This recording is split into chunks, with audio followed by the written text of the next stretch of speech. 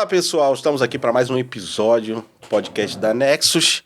Tô aqui com meu sócio, meu amigo Cleston Santino, né? Isso aí. Estamos aí nesse mais um episódio e hoje com mais um convidado. Eu tô gostando desse negócio de ter convidado, Cleston, porque aí a gente rende mais, cara. O negócio Rapaz, é legal pra caralho. não só é bom, como só vem gente top. Só gente top, é verdade. Esse é um detalhe importante, né? E hoje eu tô aproveitando um grande empresário com resultados consolidados, que eu tive a oportunidade de dar treinamentos em uma das suas redes ali de franquias, treinamento para franqueado e tudo mais, que tá aqui de férias nos Estados Unidos. Vamos aproveitar essa galera que tá aqui, vai pro parque? Não, vai vir pro podcast. Vim aqui, né? Robson Fejoli. Robson, antes de mais nada, obrigado pela tua presença. É óbvio que a gente tem uma galera aqui que assiste a gente agora. Esse podcast a gente tá aqui nos primeiros episódios, mas tem uma galera que realmente não vai te conhecer, mas quando você começar a contar um pouco da tua história e tal, muitas pessoas vão conectar com coisas do Brasil. Então, já para começar, eu queria que você falasse um pouquinho, aquele resuminho do resumo, né? Legal. Quem é você, o que você faz no Brasil, as coisas importantes que você fez, e aí a gente vai trocando essa ideia. Maravilha. Primeiro, um grande prazer aqui, o convite de vocês, do Gilson, do Cleston, que eu estou conhecendo agora, mas já tinha ouvido falar também, né, através do Gilson, que é um cara que eu já conheço há algum tempo, já prestou serviço, como ele falou lá para a nossa rede, enfim. Mas estou aqui em Orlando também para conhecer um pouco mais, né, enfim, essa vida que você já tem levado aqui há algum tempo. E quanto à minha história, assim, eu sou Robson Fejoli, sou pai de 3 meninos, 5, 7 e 16 anos. Inclusive, meu filho mais velho, o Gilson conheceu, já está aqui nos Estados Unidos. Joga bola, né? Joga bola, fazendo soccer, faz high school aqui também. E eu comecei a empreender muito cedo, assim. Eu sempre falo e brinco porque eu não sei fazer outra coisa. Então, eu comecei muito cedo, com 11 anos. Eu morava ainda no sítio do meu avô, em 1990, época do Collor ainda. A gente começa a entregar a idade, né? Coisa que começa a ficar distante. Meu pai resolveu comprar um bar. Eu já estudava na cidade, né? Morava num sítio do meu avô. E resolveu comprar um bar. Isso ele deu tudo que ele tinha, que era praticamente nada. Eu lembro bem até hoje, assim. Umas 13 cabeças de boi, um cavalo e um revólver 38. Morava na roça. Fosse aqui era normal, né? Lá não é muito não, mas era naquela época, É verdade. Quem morava na roça, enfim. Eu lembro que meu pai tinha. Isso foi exatamente na íntegra o que ele trocou em algumas garrafas de cachaça e 3 sinucas alugadas. Isso em 1990. Ó a fortuna aí. Uma fortuna. E aí, como eu já estudava na parte da tarde, meu pai, por ser um bar, ele trabalhava até madrugada, todos os dias. Então, a pessoa que abria o bar era eu, que era o filho mais velho, nesse momento, Caramba. com 11 anos, né? Eu tenho irmã também, 2 anos mais nova, que nessa época eu tinha 9. E a minha mãe que ficava cuidando da casa, dos filhos, e ainda fazia salgados para esse bar. Então, a pessoa que tinha responsabilidade para abrir esse bar era o Robson, era eu. Com 11 anos de idade. Com 11 anos, comecei... Não tinha TikTok, nada, não era tinha trabalho. tablet. Imagina as crianças de 11 anos de idade de hoje, né? O que tinha naquela época era jogar bolinha de gude. É verdade. Futebol, Rodar né, que eu peão. adorava. Rodar peão era o mais sofisticado. Era a única briga que eu tinha com meu pai, que eu falava o seguinte: pai, eu vou trabalhar, vou estudar. Mas chegou o horário do futebol, que era por volta de 5 da tarde, naquela época era sagrado, né? Ter o futebol quase que diário. É a única coisa que eu quero. Quero te ajudar, quero estudar, mas quero jogar meu futebol também, que eu adoro. E a partir daí eu comecei a entender o que era o negócio. Eu fui crescendo ali, fui colocando coisas, inclusive no bar.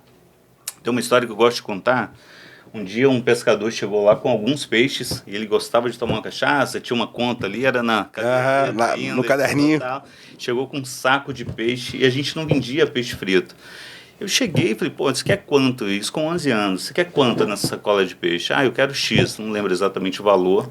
Falei, cara, isso dá para eu ganhar dinheiro aqui. Limpei o peixe, comprei o peixe dele e comecei a vender no bar. Nunca mais saiu do cardápio. Olha só. Deu lucro, foi muito bom. E daí foi minha história empreendedora. Há uns 15 anos, mais ou menos, eu já fazia toda a parte financeira, pagar conta do meu pai, tudo isso. Foi a tua faculdade, pós-graduação, MBA. E a partir daí eu estudava, né? Comecei a estudar à noite, tive um pouco mais de tempo também para ajudá-lo.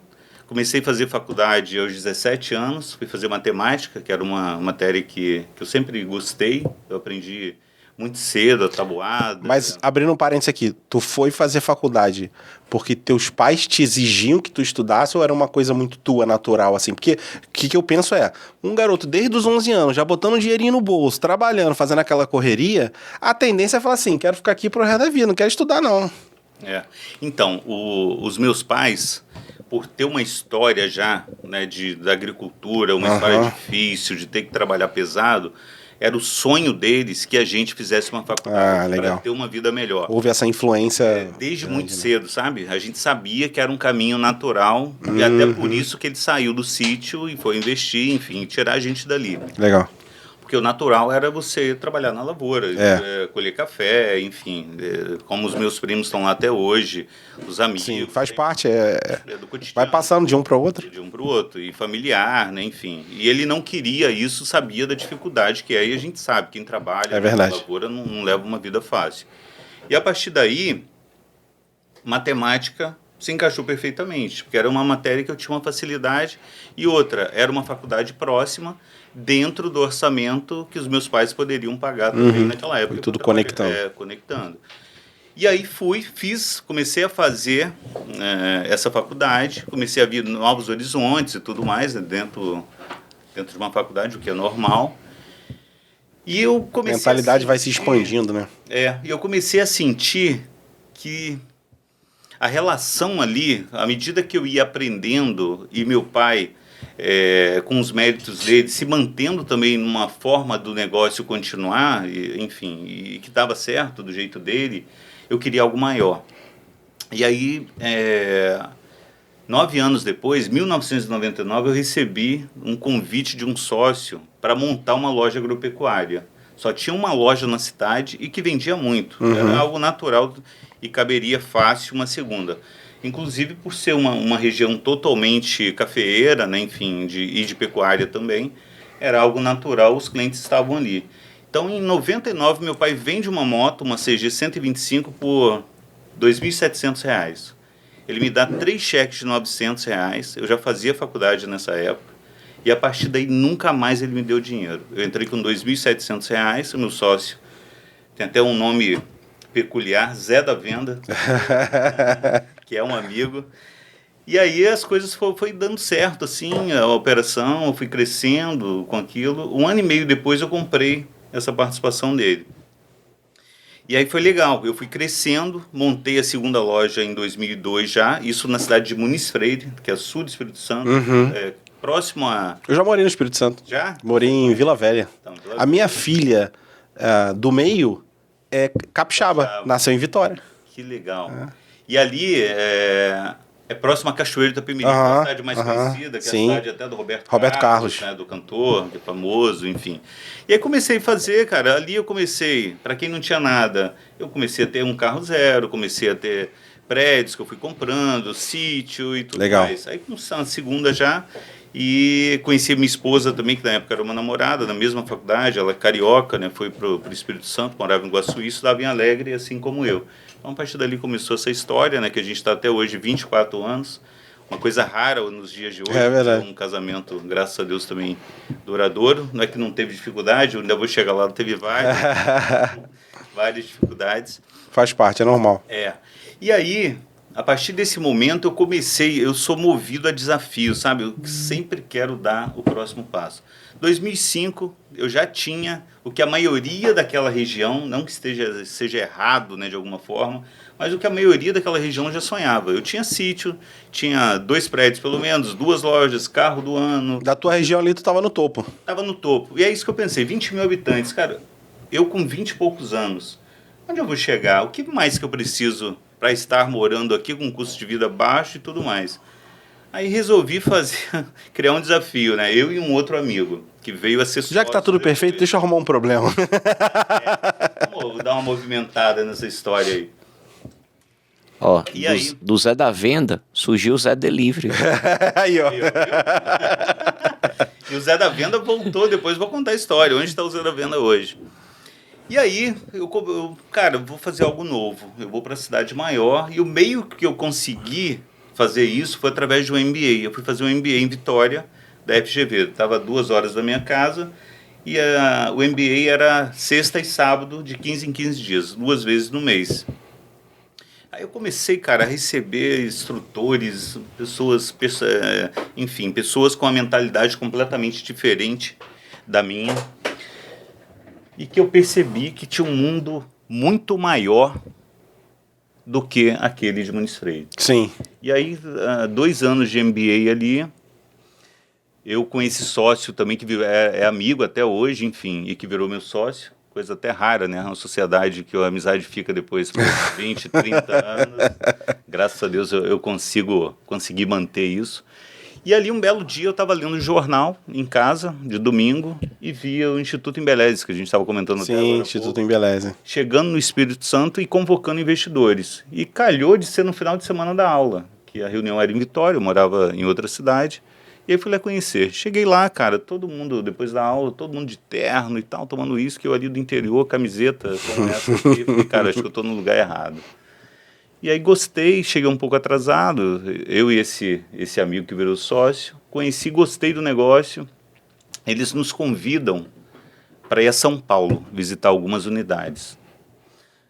E aí era assim, dezembro isso, início de dezembro, e falou, cara, a gente pode receber no início de janeiro.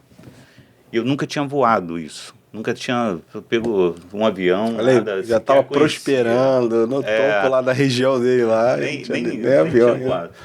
Aí eu olhei, cara... Chegando em São Paulo, os roceiros, né? Nossa, aí...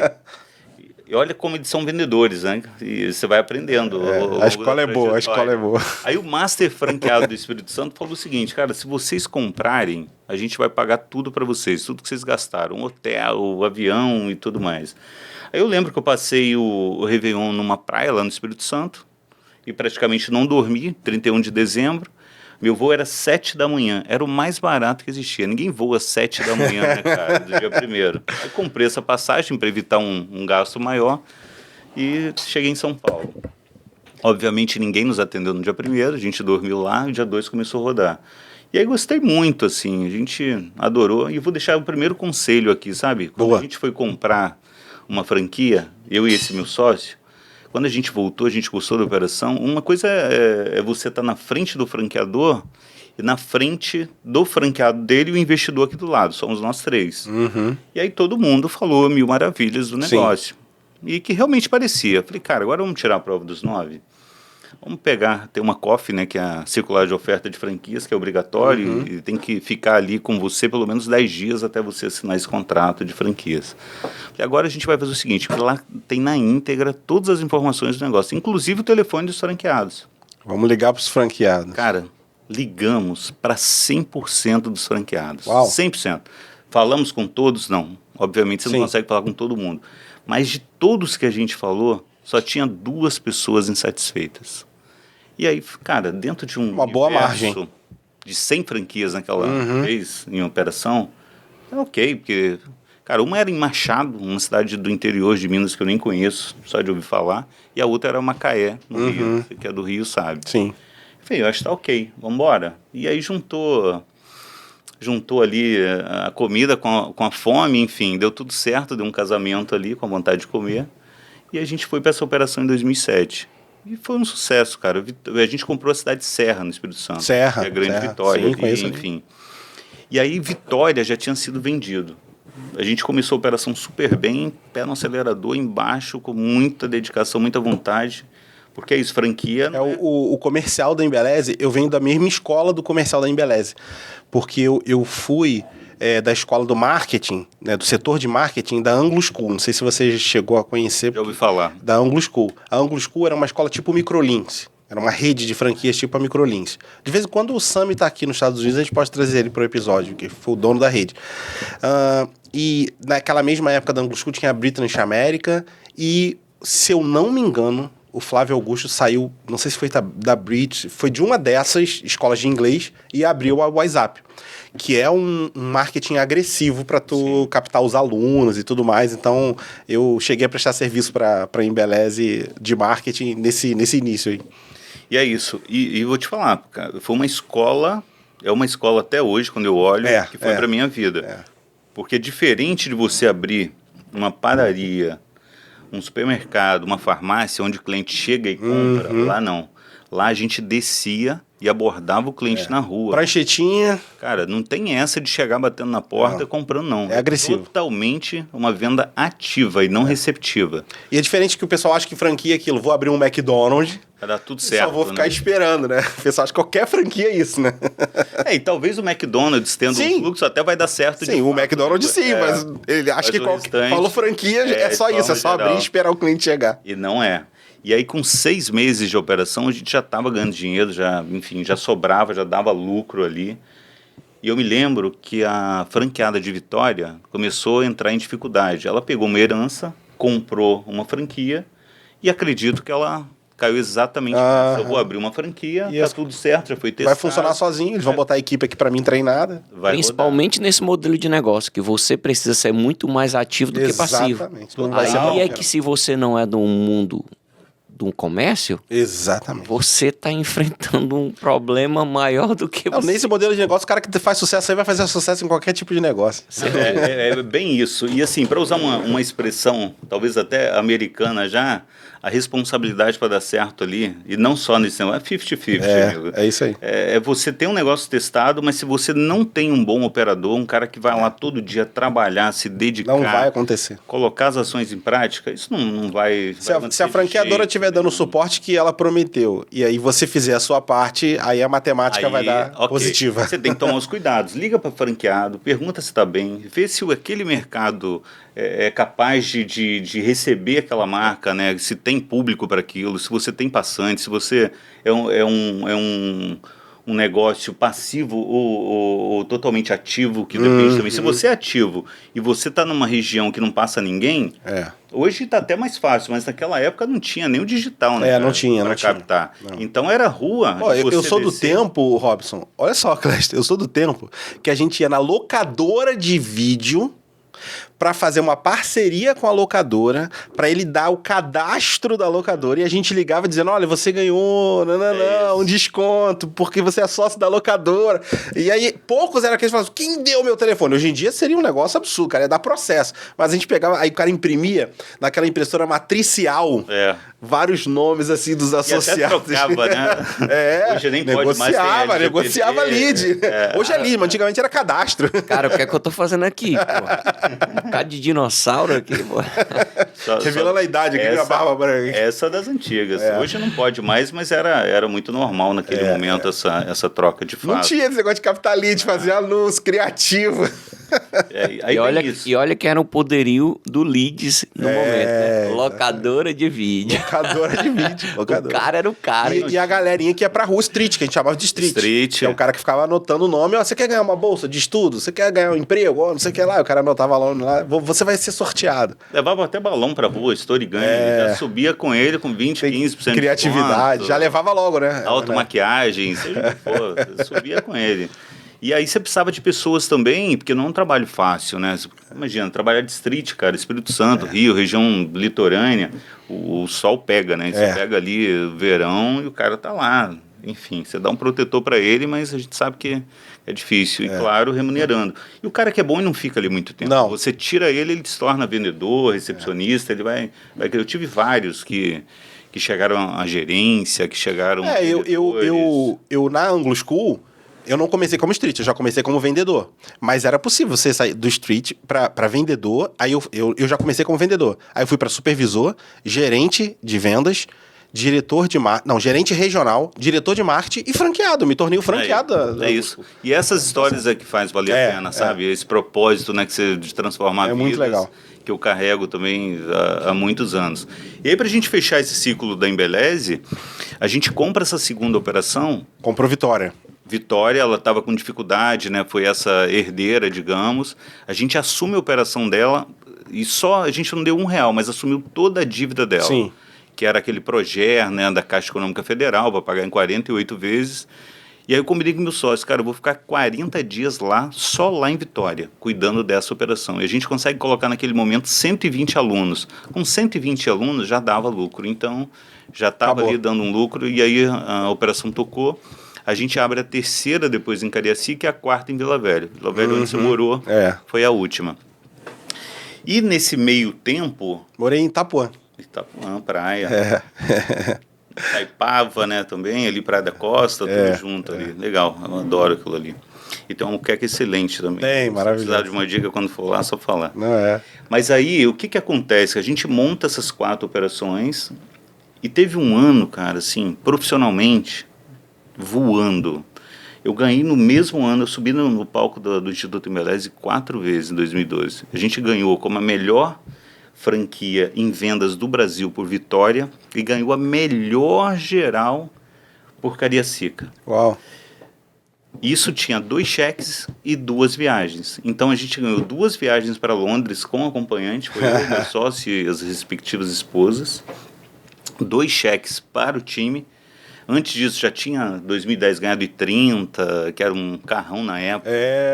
Naquela época eu vendi por quase 60 mil reais, dividi com o time, fiquei com 30, legal. Deixei o restante para eles. E a gente foi evoluindo, crescendo, ganhando prêmios. Eu rodei o mundo, cara, com esses prêmios do Instituto Embeleze. Conheci Dubai, Itália, que legal. Enfim, e diversos outros países, assim. Paris, a primeira vez que eu saí. É engraçado, porque a primeira vez que eu voei foi para ver Embeleze. A primeira vez que eu saí... Foi a Embeleze que pagou. A Embeleze que pagou, através do prêmio, que eu conheci Paris em 2011, legal. Enfim. E a gente foi vencendo, conquistando a partir dali. 2010, para voltar um pouquinho essa história, eu tuitei, cara, que hoje é o X, para o Zé Carlos Semenzato. Inclusive, depois do podcast, eu posso mostrar para vocês que eu tive o prazer, de alguns anos atrás, de voltar em 2010 do legal, X. Legal, achar lá o... Eu trabalho, mas eu achei o print. Eu falei para ele que eu ia ganhar o carro daquele ano e que um dia eu seria um sócio dele. Eu só não tinha negócio, né, para ser sócio dele naquele momento. Não, e para quem não conhece, fala um pouquinho do Semenzato, assim, bem curto, assim, né? Ele é um Shark Tank, né, também. Participa lá do programa da Sony, mas é um cara que começou vendendo coxinha na década de 90. Tem muita rede de franquia hoje lá. E é o fundador da Microlins também. Que vendeu, história linda, história linda, foi conquistando ao longo dos anos, Instituto Embeleze. Hoje ele tem participação na Espaço Laser, no Peça Rara, tinha até pouco tempo do Instituto Gourmet, que é uma história que a gente vai contar daqui a pouco.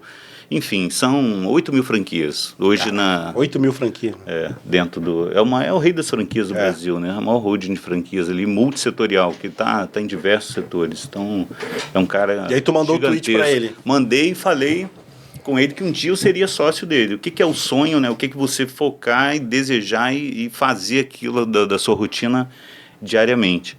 Isso 2010. Então, 2011 eu ganho carro, 2012 eu ganho viagem para Paris, para Londres, Dubai, foi. Quando chegou em 2012, o que eu falei que eu ganhei esses prêmios todos, só que a minha vida pessoal, desculpa a expressão, mas estava uma merda. Casamento indo embora, eu tinha um filho nessa época.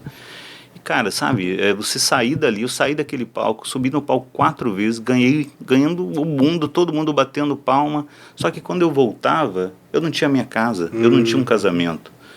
Eu lembro que eu saio de São Paulo, depois de toda essa premiação, de todo mundo me abraçar, de perguntar, que você vira o álbum, você quer saber o que você está fazendo. Que você tá fazendo? E eu fui passar uma semana em Gramado. Cara, foi uma semana de briga, de problema, de não curtir nada. Foi a primeira vez também em Gramado. Eu tive que voltar lá recentemente. Para ressignificar. Ressignificar tudo, cara. Faz sentido. Porque foi algo assim que marcou, sabe? Na mesma hora que você está no topo, no alto, você não tem uma família. Então isso começou, e a gente é cristão, a gente acredita muito nisso também, em Deus, tal. Todo mundo na mesma... aquilo foi uma preparação, porque eu voltei de lá, isso era dezembro, né? Eu ganhei o anual, 2012, como o melhor do Brasil naquele momento. Voltei para me separar. E aí me indicaram um pastor na época, eu fui lá só para ele abençoar o meu divórcio, sabe? Cara, você está sofrendo tanto. Diz que é de Deus, diz que é de Deus. Fala para mim. Me arruma uns 2 versículos, não um só, meio versículo. Só para me dar aquela força, sabe? Confirma. Deus sabe do meu propósito, eu fui lá para ele só abençoar. Falando, cara, você está sofrendo tanto, não continua com esse casamento. Mas eu fui lá, que eu sou matemático, irmão. Deus sabe falar com a gente, é incrível, assim. É cada experiência que depois você olha, volta. E ela não queria para mim com Londres. Com todo esse... Olha a premiação. A gente ganhou em dezembro para viajar em abril, né, de 13, e ela não queria ir. E aí eu fui lá, um amigo me indicou, inclusive só, cara, vai lá no pastor, ora, tal, acho que um cara, ele é profeta mesmo, ele já me falou coisas assim, só eu sabia. Fui lá. Falei, pô, eu vou lá contar minha história triste, esse cara vai me abençoar. Aí, cara, ele orou, falou o problema qual era. Falou, olha, tem uma amiga que tudo que você faz, ela joga contrário. Na famosa inveja, digamos. Mas não quero entrar nesse mérito. E ele me pediu, isso específico, cara, Deus está te pedindo 90 dias. 90. Se a sua vida não mudar em 90 dias, você pode se separar. Pô, pro matemático, informático, que gosta de número, irmão, esquece. Falou comigo e falou diretamente. 90 dias. E eu peguei essa palavra e fui. Falou, cara, eu conto para ela o que está acontecendo. Ele falou, você não vai falar nada. Cara, ela foi para Londres, sem eu falar nada. Ela se afastou dessa amiga. Elas faziam gastronomia nessa época, nós vamos chegar daqui a pouco, junto. E do nada a minha vida começou a transformar. E dentro disso, de 2003, eu fui fazer um curso de casais da igreja. E ali, cara, todo domingo, cedinho, depois tinha culto. Legal. E a vida foi transformada. E a partir daí Deus abençoou demais, porque a Lu tinha um problema, assim. Qual que era o principal da briga? Eu vim, cara, de um sítio de uma roça. Eu não tinha televisão, não tinha bicicleta na minha infância. Eu sei o valor do dinheiro, eu sei quanto custa ganhar, a dificuldade que é. E a Lu veio de uma cultura aí, você coloca duas pessoas diferentes dentro de uma casa e você tem que fazer dar certo.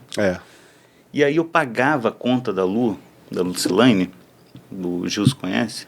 Teve até com a gente tomando café semana passada. Já palestrou no meu evento, ela. Também, em 2020, verdade. E aí eu pagava a conta dela desde a época de solteira. 1, 2, 3, 4 vezes. Chegou um dia que eu falei assim, ó, deu, basta. Eu vou falar um negócio aqui muito íntimo para vocês, aproveitar esse podcast. Quando saiu aquela lei que podia mudar o regime de casamento, foi o primeiro casal do Espírito Santo, o primeiro casamento que mudou o regime no Espírito Santo. Eu não tenho orgulho de falar isso, mas ela achava que eu não me separava para não dividir os bens. Sim. E eu tinha certeza do amor que eu tinha por ela, e tenho certeza até hoje. E eu falei para ela, olha só, a partir de hoje, depois de uma briga muito feia, falou, ou a gente vai divorciar, isso voltando umas casas de novo, que é uma história que eu acho que vale contar. Ou a gente vai separar, vai mudar o regime de casamento. E aí passou de parcial para separação total de bens. Eu dividi tudo com ela até aquele momento, tudo que era justo. E hoje a gente construiu coisas muito maiores juntos, né? Novamente sócios, enfim. Mas naquele momento, para provar para ela que o meu amor não era o dinheiro e era ela, eu separei tudo, a gente dividiu. E daqui para frente, separação total. E a partir daí, Deus foi reconstruindo o nosso casamento. Veio o primeiro filho, né, que já estava ali com 3, 4 anos. Ela começou a trabalhar de casa, começou a fazer bem casados e tudo mais, tudo trabalhando da cozinha de casa. E ela demorou a achar uma receita perfeita, assim. Eu, particularmente, não gostava de bem casados. Eu achava um doce ali muito comum, muito normal de casamento, não curtia. E tem uma muito famosa em São Paulo que faz a maioria desses casamentos, grandes casamentos de artistas. Até não é Conceição Bem Casados, fazer uma propaganda aqui para ela. E ela encomendou, veio de São Paulo. E eu achei delicioso. Falei, cara, mira nisso aqui que vai dar bom. O dia que você achar essa receita e conseguir se encaixar nisso aqui, nesse meio, você vai ter sucesso também, assim como essa mulher tem. Eu vou abrir um parênteses aqui, porque você já está indo para uma outra história. Eu sei que a gente também não vai ter tempo para contar a história, a gente vai ter que encurtar, mas assim, sabe o que eu acho interessante? Olha só, Clécio, o que às vezes você tem hoje um empresário aqui que está assistindo a gente e que de repente ele está num momento desse, de dificuldade no casamento, pensando em se separar, e de repente você está aí pensando o seguinte, que você é um cara de sucesso, você estava ali vivendo sucesso, só que você vai contar uma outra parte da sua vida do quanto que vocês alavancaram esse sucesso. E aí você acha que o que vai ficar bom para você é separar. Mas quando você se estrutura no teu lar, na tua família, aí você descobre lá na frente que o sucesso que você ia ter é 10 vezes maior do que isso que você acha, do que isso que tu acha que hoje é sucesso. Porque como eu sei um pouquinho, eu já tô olhando isso. Falei, cara, olha só que louco. Porque você tava num momento, eu sou o cara de sucesso, já que não tá dando certo, vamos separar. Não, estruturou aquilo que é importante para aquilo que a gente acredita, para Deus, a família e tudo mais. E para nós mesmo, tendo uma família estruturada, a base, né? Que o próximo passo foi loucura. E aí, falando um pouquinho... E a gente aí começa, cara, ela nessa luta, um dia ela vai no Shopping Vitória, acha uma receita, coisa de Deus ali, uma receita, acredito que francesa, e achou a massa perfeita do negócio. Chegou em casa, ela não tinha nem telefone, cara, para tirar uma foto. Não comprou, porque estava quebrada, não tinha dinheiro, que eu falei que não pagava mais as contas dela e tal. E, enfim, ela teve que se virar, e a partir daí que ela começa a ganhar dinheiro e entender o que era o negócio. Então ela decora aquela receita, testa a receita, e aí, meu irmão, aí eu falei, cara, agora você achou. E aí começou a fazer sucesso, muito ali na região de Serra. Por que ela quis fazer bem casado? Porque quando a gente se casou, numa cerimônia muito íntima, com pouquíssimos convidados, ela teve muita dificuldade em encontrar esse doce, que é muito tradicional no casamento, o próprio nome já fala. E aí ela resolve ver como uma oportunidade, que muitos negócios também surgem da dor, né? De você tentar encontrar algo, tentar usar um serviço e não gostar. Então o nosso também não foi muito diferente. E aí, beleza, ela acha essa receita perfeita. Pouco tempo depois, as mulheres começaram a pedi-la para ensinar essa receita. E aí, cara, olha a educação aí. Eu falei, você tá maluca? Depois de tanto tempo... Vai dar o segredo? Você vai contar, você vai criar um monte de concorrente e vai ensinar. Aí ela usa uma frase que nunca mais eu esqueci. Ela falou, não, eu vou ensinar na íntegra e cada mão é única. Por mais que você passe uma receita, a sua comida, seu feijão com arroz vai ser de uma forma, do Cleston vai ser de outra forma, do Robson vai ser de outra. E a partir daí, eu entendi isso também, sabe? De você... entregar o seu melhor para o mundo, para o seu propósito. Legal. E tal. E aí eu investi no negócio para ela, falei, vamos embora. Eu tinha um espaço em cima do Instituto Gourmet, porque eu não aguentava mais do Instituto Embeleze, que o Instituto Gourmet estava sendo criado, perfeito. Por que também que eu levei para lá? Falei, cara, eu tava com um problema. Eu chegava em casa à noite, e aí tinha 10, 15 mulheres, batedeira ligada. Curso de culinária na casa dele. Cansado. Sabe aquele negócio do tipo americano que começa na garagem de casa? O meu não foi diferente, começou na cozinha de casa. Olha aí. E aí aquela mulherada conversando, barulho. Eu falei, cara, não rola. E aí eu falei uma frase para ela. Não tem como perder, eu vou tirar esse negócio daqui. Ou barulho, eu vou ganhar, que eu vou ter um silêncio quando eu chegar cansado, ou a gente vai ganhar o Brasil. E aí a segunda opção, graças a Deus, foi o que aconteceu. Isso foi em 2014, época de Copa do Mundo no Brasil, enfim. A gente inaugura 19 de julho a operação, uma loja mesmo física, total, ali em cima do Instituto Embeleze. Primeiro ano difícil em 2014, 2015 a gente começa a crescer. E eu pensei, cara, assim, eu estou no Espírito Santo, ok, é o meu estado, mas você que morou lá, é um estado pequeno, próspero, mas muito pequeno. Verdade. A gente tem lá menos de 4 milhões de habitantes no estado inteiro. Né? Campo Grande do Rio de Janeiro tem quase isso. O Rio de Janeiro tem 12 milhões, acredito, algo próximo disso. E Campo Grande é um bairro, não é uma cidade. E que é um movimento gigantesco. Então eu pensei, cara, eu preciso de um bom sócio e que esteja ou no Rio ou em São Paulo. E aí, desse network, eu sempre gostei de conhecer as pessoas. Do próprio Instituto Embeleze, eu conheci o meu próximo sócio, que foi o Glaucio, que era um cara também competente ali, que eu via uma possibilidade de crescer o negócio. Dezembro de 15, falei, cara, pega o avião, vem aqui, eu tenho um negócio que a gente pode ganhar o Brasil. Ele foi lá, olhou os números, gostou pra caraca, já era de educação. E começa essa sociedade. E aí, eu já estava indo para a segunda, porque já estava dando uma boa grana. 2016 a gente inaugura Cariacica e inaugura Duque de Caxias no Rio de Janeiro. Lugarzaço para você ter esse tipo de negócio. Lugarzaço, e uma frase que ele me falou, cara, se der errado em Caxias, volta para o Espírito Santo que não dá certo em nenhum lugar mais. É isso aí. Porque ele quis... na verdade, a gente quis testar o negócio longe de nós também, que era uma operação, apesar de ter uma praça boa, um bom sócio, para franquear é isso. Então, outra coisa que eu deixo também de recado para quem quer buscar uma franquia, meu irmão, tem um monte de gente também vendendo franquia que não colocou R$1 na operação para testar o negócio. Naquela época, nós colocamos mais de R$1 milhão para testar dinheiro nosso e não dinheiro dos outros. A gente pega a nossa grana, testa 2 no Espírito Santo e 1 no Rio de Janeiro. Porque o Caxias é muito popular. E aí cursos profissionalizantes para o cara aprender ali culinária, fazer o dinheirinho dele. Então tá tudo. Se não der certo ali, irmão, vai dar certo aonde? Exatamente. Vai pro calçadão de Caxias. Aquilo ali, eu fico... Apesar de conhecer Caxias, toda vez que eu fico lá, cara, eu fico encantado, sabe? Você para no calçadão e fica olhando aquela quantidade de pessoas. Então, a partir daí, a gente começou também a criar outros meios. Qual foi o primeiro passo depois da terceira operação? Criar as operações mistas, dinheiro nosso com dinheiro de investidor. O cara era bom, a gente entendia que o cara era bom, e a gente começou a fazer essas participações. E aí a gente chegou a ter umas 12 operações mistas com dinheiro nosso e a metade para mostrar que a gente queria abrir Acredita São Paulo. Também. Você é paulista? Não, sou do Ceará. Do Ceará. Quem é paulista ali, né? A gente abriu Santo Amaro, que é uma região também espetacular. A gente pega um cara que a gente conhecia, fomos lá, colocamos dinheiro na operação e abrimos São Paulo, abrimos território.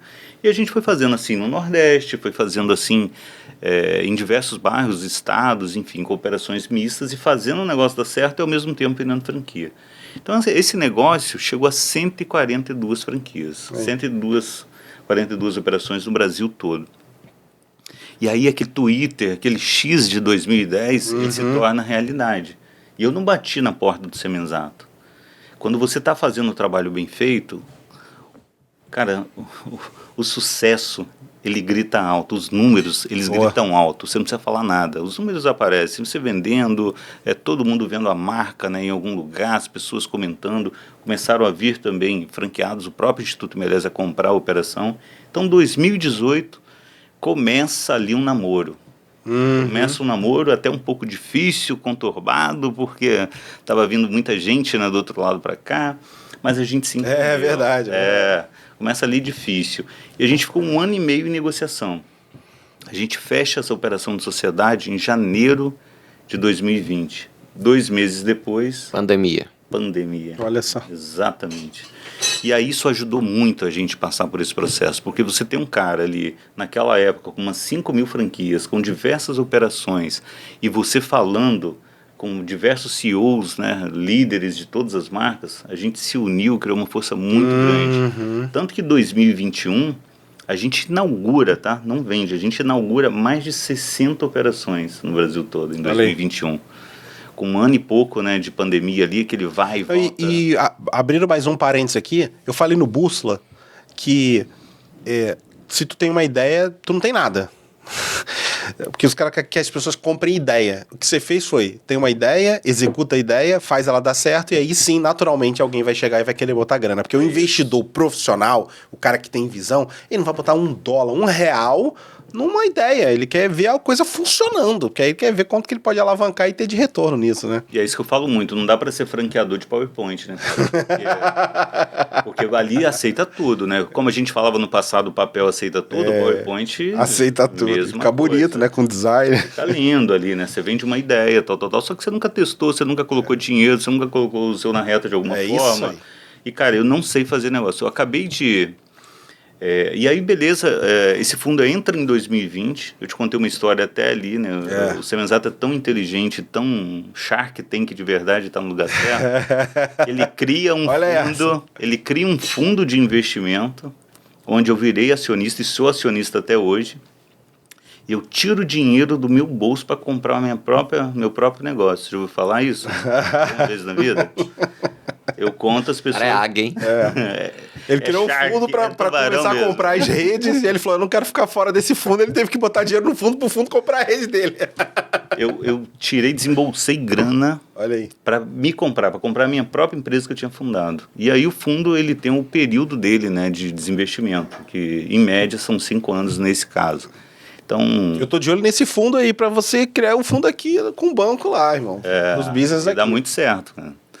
E aí esse fundo é criado, eu desembolso, né, nesse período lá em 2020, e daí veio diversas outras marcas. A gente tem lá no grupo a Peça Rara, que está crescendo muito, que tem a Débora Seco como sócia, A gente tinha até recentemente a Oakberry, que a nossa participação foi comprada. É um fundo só para comprar rede de franquia. O BTG comprou a nossa operação. Pra você ter ideia, o fundo foi tão sucesso que só a operação do BTG pagou o fundo inteiro. E digo até mais, ele pagou o que eu investi até no fundo 2 já, porque já tem um fundo 2. Olha só. Só o retorno da venda ali da Oak, a gente conseguiu recuperar esse investimento todo, inclusive do meu próprio negócio. Forte. E aí continua investindo, comprando marcas, tem alguns pré-requisitos lá, como ter no mínimo 30 operações, a sociedade, os sócios serem aprovados por eles, porque tem que estar na operação, não é só vender ideia, tem que estar à frente ali, enfim, mas é outro papo, outra história. E aí eu fico sócio deles, porque nesse início de ano a gente já faz uma rodada para achar um comprador, né, porque ele saiu em 5 anos, e eu resolvi sair junto, porque eu estou em Orlando até por isso, né? Eu quero viver também, se for da vontade de Deus, a gente tá orando bastante. Meu filho já veio estudar aqui, tá em Bradenton. Inclusive estava no olho do furacão agora, a gente retirou de lá na segunda-feira, chegamos aqui na terça, mas graças a Deus passou tranquilo aqui, pelo menos a gente não teve maiores dificuldades. Então a gente sai também, eu vendo totalmente agora no Instituto Gourmet, a gente formou Foi esse ano? Esse ano, agora em agosto, mais de 150 mil alunos, uma operação muito grande. A gente sai 100% agora. Eu acabei de investir em um outro ramo completamente diferente.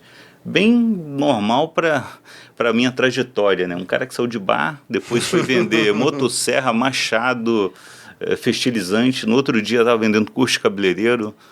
Você sabe 1 grau, sabe cortar cabelo? 0, mas sempre tive os melhores do meu lado. Sabe cozinhar? No máximo sei fazer um churrasco. Minha esposa, sim, é chefe, formada em gastronomia. Eu tenho 12 restaurantes. Legal. Eu consigo botar ovo para cozinhar. Aí, viu? É disso que eu falo, assim, você não precisa... Os caras disseram assim, cara, como é que... Meu primeiro restaurante foi com 22 anos, eu tive 2 grandes churrascarias lá no Ceará e só sabia comer. Rapaz, o que é que você sabe de restaurante? Comer. Comer é bom. Eu também adoro comer bem. Cuidar e administrar pessoas aí é comigo. Aí é a minha área. É o que a gente sabe fazer. Eu defendo muito essa linha porque, cara, eu não fui formado lá em agronomia quando eu comecei. Eu comecei a aprender ali na prática. E tinha pessoas boas do meu lado.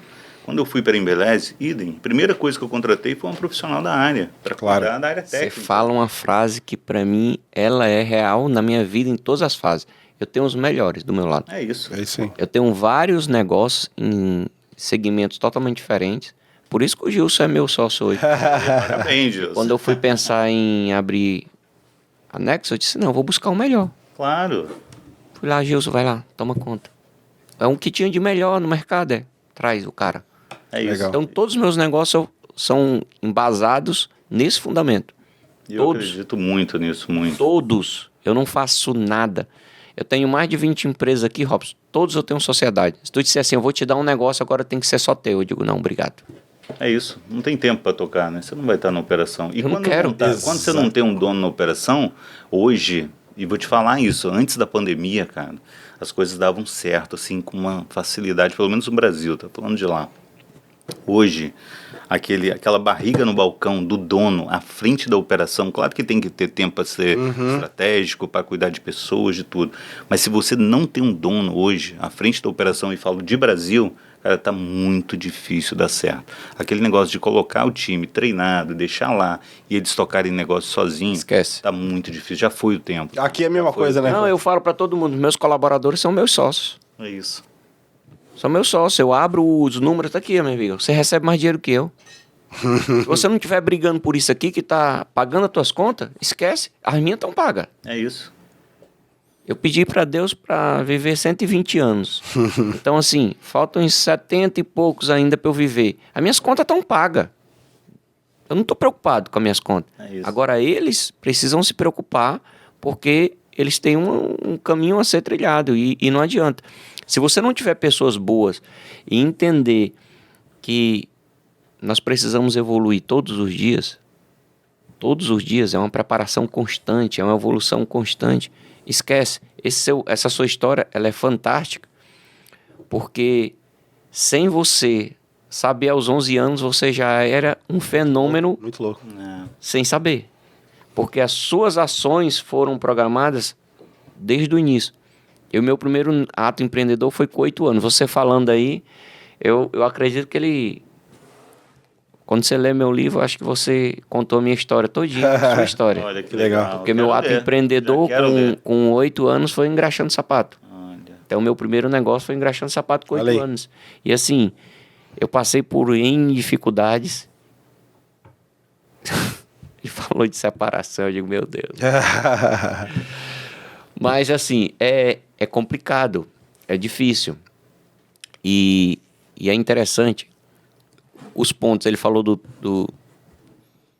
da mensagem lá do X, e eu lembrando aqui da frase que eu disse, quase que eu acabo com a amizade, com um grande amigo meu, com o Lírio Parisotto, que eu tinha uma loucura para conhecer o cara, e aí fiquei um dia todo na recepção, lá em São Paulo, para poder ter a chance de abordar o cara. E aí, coincidentemente, ele passou na minha frente e o diretor, que era meu amigo, foi e disse assim, esse aqui é nosso cliente. Se o cara perguntasse o que é que você compra, o cara dos caras mais ricos do Brasil, eu comprava 50 unidades de CD na loja do cara. E o cara disse, esse aqui é nosso cliente. O cara deve ser gigante aqui, né? Deve ter uma indústria. Meu irmão, o cara olhou pra mim e perguntou assim, e aí, qual o seu sonho? Cara, um menino, que o dinheiro que eu tinha era comprar 50 CD, um cara que eu ficava lendo a história do cara, um dos maiores empresários do Brasil, o cara perguntar qual era o meu sonho. Meu irmão, eu não tava nem dormindo, imagine sonhando. E aí eu não tinha o que falar, eu olhei pra ele e disse, eu quero sentar na sua cadeira. Que resposta, hein? E ele começou a rir. E ele olhou pra mim e disse assim, gostei de você. Ousado. E ali mudou minha vida. Ali. E ele falou desse negócio da mensagem. Teve indústria de CD, de DVD. Legal. E assim, eu não tinha nada. E aí ele perguntou o que era que eu precisava para alcançar os meus objetivos. Eu disse, eu queria tudo que o senhor não quisesse mais, eu queria que o senhor me desse. E foi o que aconteceu. Ele me deu uma indústria de CD que estava se acabando em Manaus. E ele me deu, em pouco tempo eu tornei essa fábrica a fábrica número 1 do Brasil. Que legal. Olha. Sem nunca ter entrado num parque industrial na minha vida. Aí você vê que histórias parecidas, mas você vê algo que é convergente, que converge sempre. As ações do empreendedor. O pegar na mão e fazer. Não é sentar, quero ser dona. Porque tem gente que fala que quer empreender porque ele tem uma coisa filosófica de que ele eu vou mandar. Minha avó falava isso. Que o dinheiro vai vir fácil, Quero mandar, Gil. Se eu nasci pra mandar. Minha avó falava isso. Você vai fazer. Ser empreendedor é fazer. Mas, Clécio, hoje, com toda essa reflexão que a gente está tendo aqui, eu como pai, eu tenho uma grande preocupação. A gente veio muito de baixo. A gente precisava... O Semenzato foi vendedor de coxinha. Porque precisava comprar uma bicicleta. Não tem plano B, amigo. Você não tem para onde ir. E aí, a minha grande preocupação é quando eu sou pai. Esses meninos têm praticamente tudo que necessita, né? Tudo. A nossa geração é totalmente diferente da geração dos nossos filhos. Você querer que o seu filho hoje, jogando futebol nos Estados Unidos, tu pedia pelo amor de Deus para bater todos um os racha. meses sendo enviado, né? Tu queria bater um racha 5 horas. Meu pai, se eu não respondesse a tabuada olha aí, olha a conexão aí, é verdade. Todinha, é verdade. Eu não ia jogar 4 horas da tarde. Não esquece. Eu tinha que fazer todas as tarefas de casa, responder a tabuada para ele, para que ele pudesse deixar eu jogar bola. Teu filho tá jogando bola nos Estados Unidos. É outra realidade. E o que a gente mais vê nos dias de hoje são adolescentes com 30, 40 anos, cara. Ele tá dentro de casa, sabe? Aguardando, esperando não sei o quê. Se aposentar, talvez, né? Porque daqui a pouco... Não que seja todo mundo, claro. Mas a gente vê, cara, uma normalização disso, de ter pessoas ali, talvez sem um compromisso, sem buscar algo maior, como a gente teve que buscar. Eu falo muito, Robson, que nós estamos passando por uma crise geracional. É incrível a crise que nós enfrentamos no momento. Eu tenho muitos colaboradores jovens. Rapaz, quando eu me via na juventude, qualquer desafio, qualquer meta que era lançada, eu disse, não, amigo, eu vou bater essa meta. Uhum. Eu vou buscar isso aí. Eu não quero saber. Hoje você fala, irmão, não cria entusiasmo nenhum. O cara disse assim, você quer comprar um carro novo? Ok. Acabou ali, acabou o entusiasmo. Mas se não der certo... Eu tenho visto muita gente reclamar no Brasil, e aí você... Pelos teu business, você pode responder isso. E você, em relação ao Brasil, aí, essa tua expertise toda. Eu tenho ouvido, sabe, esses cortes de internet e tal? Muita gente do corporativo falando que existe uma geração hoje que não quer ser promovida. Não quero. Não tem mais responsabilidades, eu vi isso. Por que eu vou ganhar um pouquinho só a mais e ter muito mais responsabilidade? Eu não quero. Robson, olha que interessante. Hoje eu tenho mais de 200 colaboradores ligados diretamente a mim. E eu imaginei, cara, meu sonho, quando eu cheguei aqui na América, eu fiz uma conta assim, disse, cara, no dia que eu ganhar $10 mil, eu zerei a vida. $10 mil, meu irmão, o cara tem um carro bom, o cara não sei o quê, o cara é o cara nos Estados Unidos com $10 mil. E aí chegou um momento que eu disse assim, meu irmão, na hora que eu for contratar pessoas para ganhar $10 mil, esquece, vai ter uma fila de gente querendo ganhar $10 mil. Cara, deixa eu te falar. É a função mais difícil que existe se contratar no mercado americano hoje é alguém para ganhar $10 mil. Olha aí. Porque o cara quer os $10 mil. Todo mundo quer os $10 mil. Quer pagar o preço, amigo. O cara quer dizer assim, mas tu tem que trabalhar sexta, sábado, domingo. Não quero não. Não quero. Então tu quer trabalhar em restaurante. Aí tu não quer trabalhar sábado e domingo. Tu não quer trabalhar feriado. Tu quer trabalhar 6 horas por dia. E quer que os 10 caiam. Aí eu digo, legal, cara. Então, assim, hoje, a minha maior dificuldade é de contratar novos líderes. Porque eles não querem. Não, eu vivo muito bem com $5 mil. Por que eu vou deixar de ter o final de semana na praia para ganhar 10 mil? Não quero. E é diferente a geração... Porque a gente já sonhava com um bom carro, uma boa casa, ter uma estrutura ali para viajar. Hoje anda de Uber, aluguel e não quer ter nada, não quer ter... Para eles não é um sonho mais como a gente tinha, né? É incrível, principalmente aqui nos Estados Unidos, tá? Eu tenho mais de 100 colaboradores que ganham acima, eu fiz essa conta, que ganham acima de $5 mil, Gilson. Mais de 100 colaboradores que ganham acima de $5 mil por mês.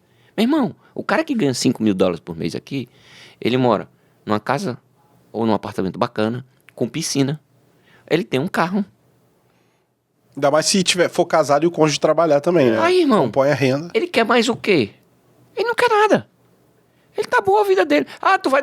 Qualquer condomínio aqui tem piscina, tem churrasqueira, tem não sei o que. O cara disse assim, não, eu quero que tu trabalhe. Mas não quero. E aqui ajuda isso também, né? Você quer comprar um carro, você vai lá é fácil e parcela. Você vai comprar uma esquece. Casa, é muito... Assim... Aqui é o crédito, aqui não tem dinheiro, tem que ter crédito. Qualquer colaborador que tiver um papel assinado dizendo que ele tá trabalhando e tiver um passaporte, já tem importa crédito. O país do mundo, ele compra um carro, ele aluga a casa, compra um carro. Tudo, e a vida dele é isso. Aí tu me diz o seguinte, ei, meu irmão, mas assim, tu vai trabalhar 7 dias por semana porque tu tem aquele sonho. Não quero não. É louco. É muito real. Os caras mandam mensagem, sabe, eu vou encerrar minha palavra aqui, que a gente já atingiu o horário. Cara, eu nunca imaginei isso na minha vida, mas eu coloquei um quadro no meu restaurante para os caras escreverem quando eles não querem trabalhar. É sério. Em todo office meu tem um quadro que você vai lá e diz assim, eu não quero trabalhar esse dia, eu não quero trabalhar esse dia, eu não quero trabalhar esse dia, eu não quero trabalhar esse dia. Sabe por que eu fiz isso? Porque quando eu disse assim, fulano tal pediu, não, pode demitir. Quando eu fui ver, eu tinha que ficar só eu. Porque o cara chega e diz assim, não, esse mês eu não vou trabalhar tal. O cara seleciona 7 dias no mês que ele não vai trabalhar. Férias mesmo. Eu tive um conhecido aqui... E aí a gente fez o quê? Uma junção? Vamos entrar num acordo, peraí. Falo que os dias que você não quer Quem trabalhar. coloca primeiro tem prioridade, os outros não podem entrar. Legal. Então assim, aí o Gilson já se sentiu... porque o Robson já foi lá, botou o nome dele primeiro no mês de novembro. 4 dias o Robson não pode trabalhar, então o Gilson já disse, aí, meu irmão, ele pegou, dezembro eu vou botar logo os meus dias. E aí eles se entenderam e eu fiquei satisfeito e eu não perdi mais pessoas. Porque todo momento que chegava alguém pra mim, fulano tal, disse que não vai trabalhar essa semana. Eu disse, tá ficando louco? Porque aqui o cara só não vai receber. Vamos buscar outra pessoa.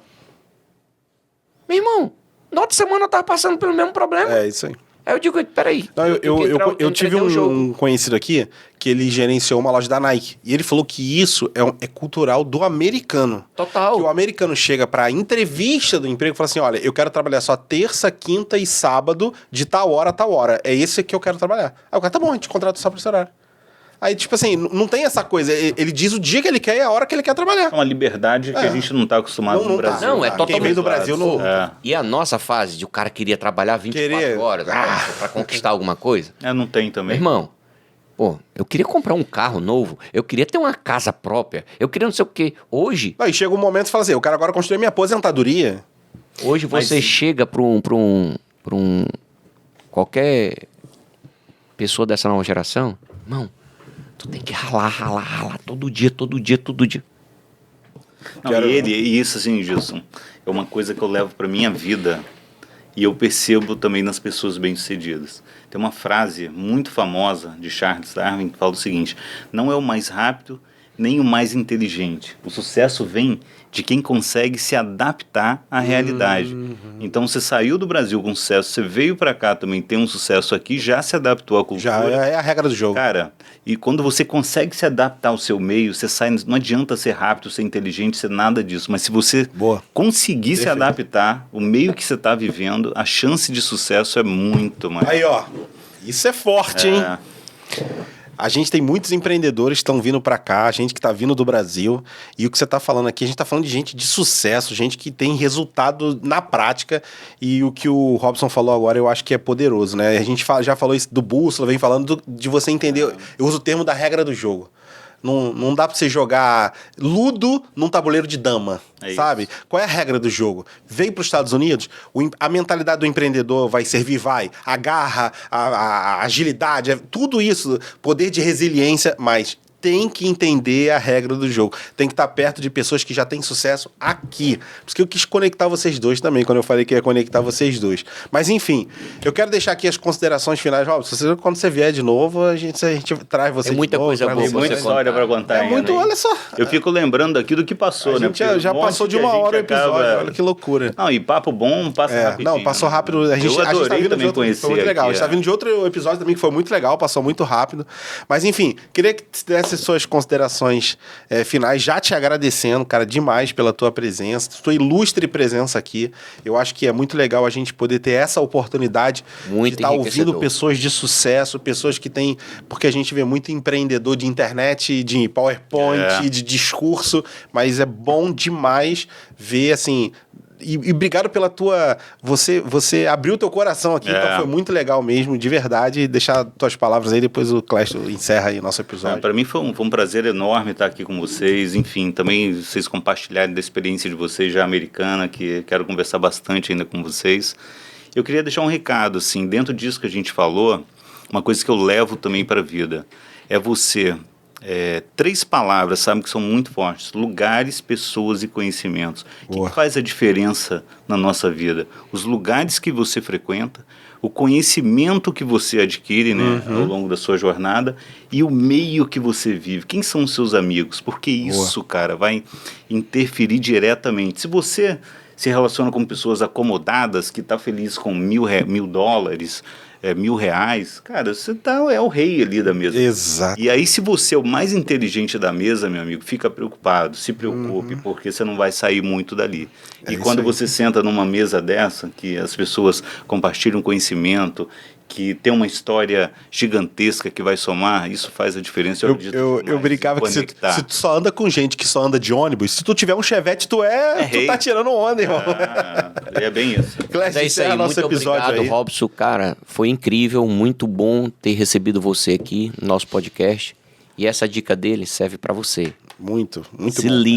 Se liga na mensagem liberada, essa chave é profunda: ambiente, conhecimento e pessoas. É a chave que você precisa para que você possa mudar de nível. Se inscreve no canal, né, Clécio? Se inscreve no nosso canal, dá o like, para que outras pessoas possam ter a oportunidade de pegar esses insights tão importantes. Muito bom. Que Deus te abençoe. Sucesso. Até a próxima.